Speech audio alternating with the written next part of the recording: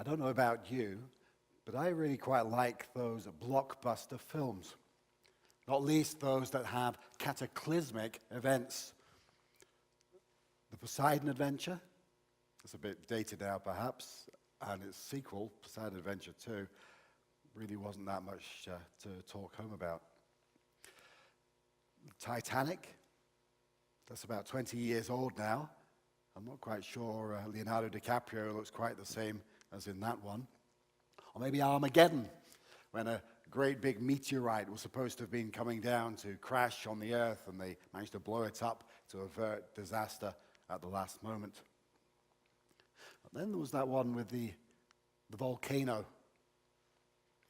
There's probably been a few of them actually, but I was thinking about Dante's Peak. I also remember that one in the 70s, if I recall correctly, with Elvis, where there was a volcano going off in the background. When we watch these kind of films, these movies, do you find yourself cheering on the success of the people that are making for safety? There's just a hope that one of them, or several of them, or maybe all of them, will manage to escape what's coming upon them, be it because of ice, or storm, or waves, or fire, or, for that matter, asteroids. How would you feel if you were one of them? And how would you feel if your life was saved? If you've experienced it, how do you respond to that? Or perhaps the scale is a little bit too grand. Perhaps you've had a near miss in life, and afterwards you gave thanks to God. I've had a near miss myself in life.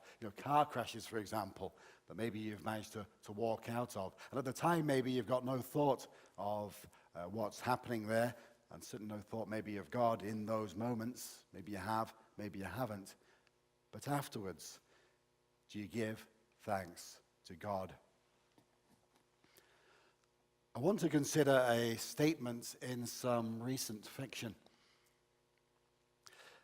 There was a recent TV series called Sherlock.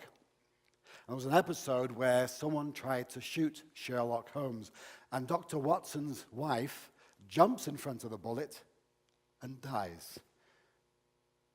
The later response of Sherlock in the script is poignant. By saving my life, she put a value on it.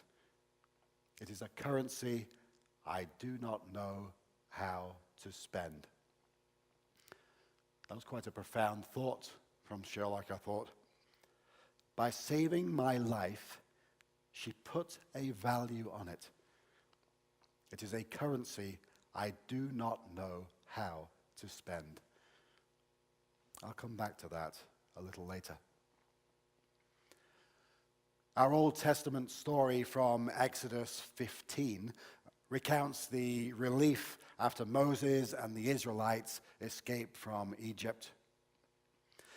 They had, no doubt, concerns that they were going to survive the onslaught of the Egyptian army, but we're told that God saved them. And what was the resultant emotions? The events immediately after that epic parting of the Red Sea. Then Moses and the people of Israel sang this song to the Lord, saying, I will sing to the Lord, for he has triumphed gloriously. The horse and his rider he has thrown into the sea. The people felt blessed by God. They could probably barely believe it, that they had made their escape. How do you respond to that? They turn it into a song, a ballad. And there's no doubt that they were stunned, jubilant, yes, grateful, and indebted, as ecstatic as any blockbuster, collectively and individually. How did they get their heads around it, except by the art of song? Did any of them think, as with Sherlock Holmes, by saving my life, he put a value on it. It is a currency I do not know how to spend. Moses certainly spent his life serving God.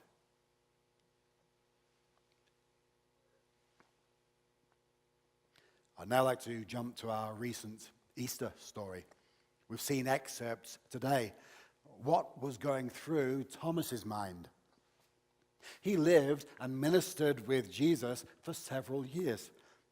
Apparently, he saw amazing things. Was there nothing that Jesus couldn't do?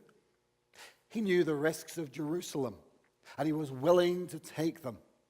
However, even he is stunned when Jesus is suddenly ripped from them. Then a counterblow as the tomb is declared empty. And then his friends telling him that they have had an experience that he has not. Is he to believe them? He is shattered and stunned. Does he doubt them? Does he doubt Jesus? Does he doubt himself? Then John chapter 20 tells us, 8 days later, his disciples were inside again, and Thomas was with them. Although the doors were locked, Jesus came and stood among them and said, "Peace be with you. Shalom." Then he said to Thomas, "Put your finger here and see my hands, and put out your hand and place it in my side. Do not disbelieve, but believe." And Thomas responded, "My Lord and my God." Jesus then said to him, "Have you believed because you have seen me? Blessed are those who have not seen and yet have believed." He goes on to say, now Jesus did many other signs in the presence of his disciples, which are not written in this book. But these are written that you may believe that Jesus is the Christ, the Son of God, and that by believing you may have life in his name.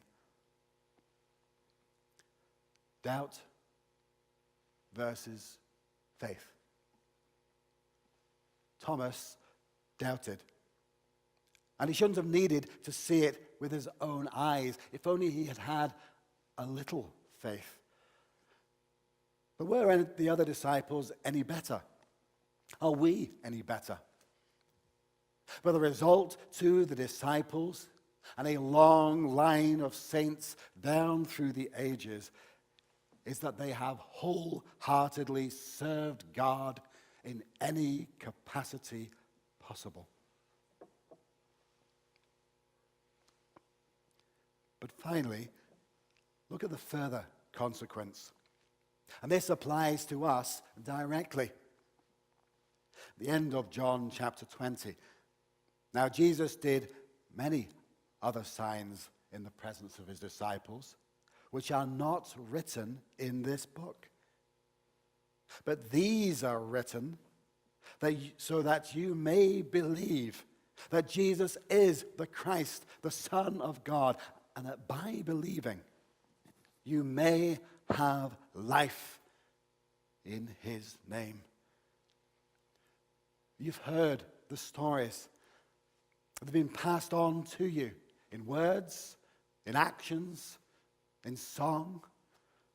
Especially, we recounted them and continue to recount them by enacting the sacraments. By believing, we may have life. He has saved us. He has saved us individually, and he has saved us on a grand scale. If we've considered the enormity of that, we are perhaps stunned, but also jubilant, grateful, indebted. We sing out in delight. We give God glory and praise, just like the Israelites in Moses' day, just like the disciples 2,000 years ago, and just like every Christian since. But I turn once more to those poignant words of Sherlock Holmes. By saving my life, he has put a value on it. It is a currency I do not know how to spend. How do we spend this life, the life that Christ has bought for us? I return to some words during Holy Week, which I hope are starting to become familiar. We are not spectators. We are part of the story. We walk with Christ, and he has given us the commission to do what he did and to tell the world about him.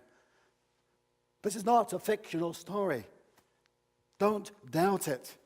We are part of the story. Walk with Christ. Amen.